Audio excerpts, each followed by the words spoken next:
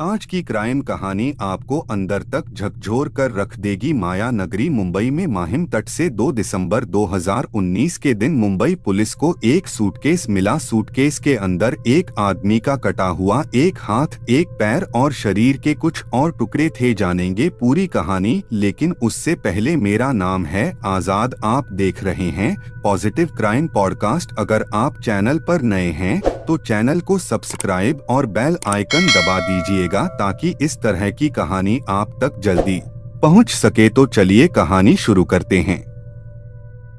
Police को ये suitcase महिम बीच पर तैरता हुआ मिला था। लाश की पहचान कर पाना पुलिस के लिए बेहद मुश्किल था। पुलिस को सूटकेस से लाश के अलावा शर्ट, स्वेटर और पेंट भी मिले थे। सूटकेस मिलते से ही खलबली मच गई। पुलिस के सामने एक नया और बिना ओरछोर का केस आकर खड़ा हो गया था।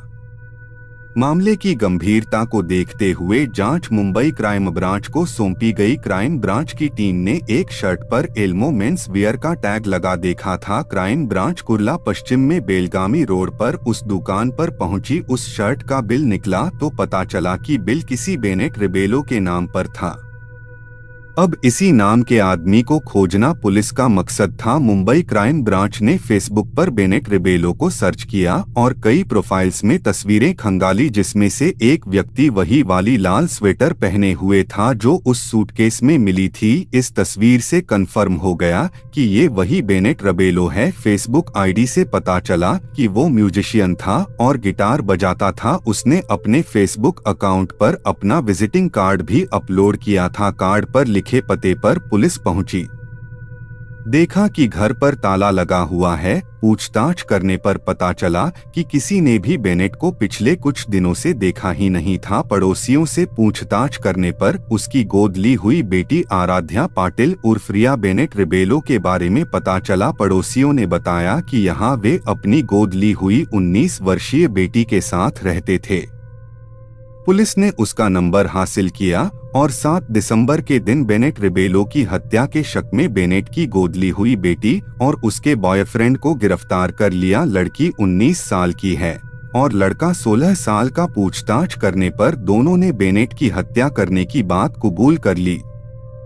एक गोद ली हुई बेटी ने ही अपने प्रेमी के साथ मिलकर अपने पिता की हत्या कर उसके कई टुकड़े कर डाले थे। गिरफ्तार बेटी ने पुलिस के समक्ष अपना जुर्म स्वीकार करते हुए कहा कि उसे अपने किए पर कोई अफसोस नहीं है। लड़की ने हत्या की जो वजह बताई उसे जानकर पुलिस भी दंग रह गई। बेनेट अपने घर पर अकेला रहता था। 2 शादियां की थीं, लेकिन दोनों पत्नियों से अलग हो चुका था। 26 नवंबर के दिन उसकी बेटी ने अपने बॉयफ्रेंड के साथ मिलकर उसकी हत्या कर दी।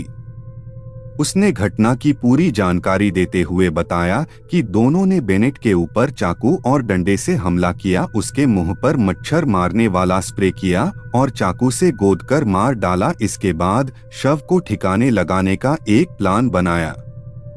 उन्होंने 3 दिनों तक शव को घर में रखा। इस दौरान रिबेलो की बेटी और बॉयफ्रेंड फ्लैट पर ही मौजूद थे। उन्होंने तेज धार वाले 4 चाकुओं से शव को छोटे छोटे टुकड़ों में काटा। शव के टुकड़े करने से पहले चाकू को गर्म किया गया। टुकड़ों को 3 सूटकेस में भरकर रिक्शा के जरिए मीठी नदी तक लेकर गए और फेंक दिया, जिसमें से एक सूटकेस बहता हुआ माहिम बीच पर पहुंच गया था। इस पूरे कांड में रिया के बॉयफ्रेंड का एक दोस्त भी शामिल था।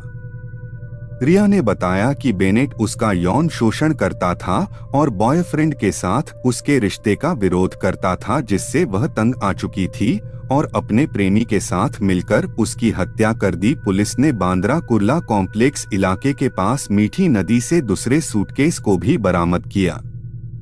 बाद में पुलिस ने इस मामले में तीसरे आरोपी को गिरफ्तार किया। पुलिस की गिरफ्त में आए इस तीसरे आरोपी का नाम अली उमर मियां चाउस है। अली 19 साल का है और आराध्य उर्फ रिया के प्रेमी का दोस्त है।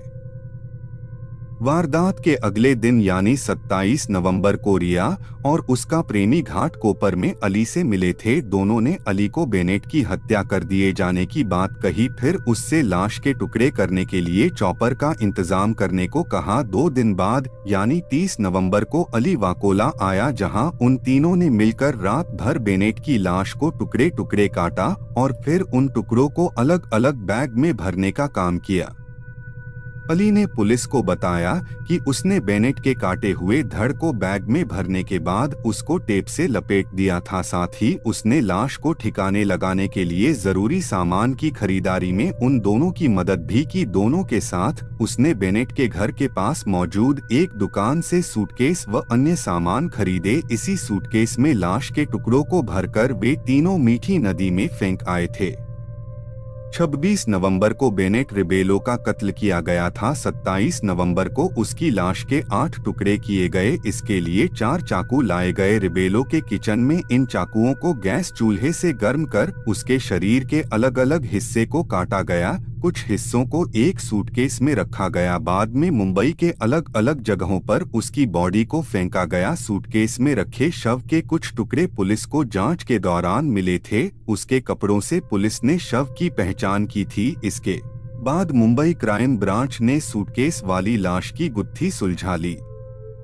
आज की ये क्राइम कहानी आपको कैसी लगी? आप कमेंट में लिखना ना भूलिएगा। तब तक के लिए धन्यवाद।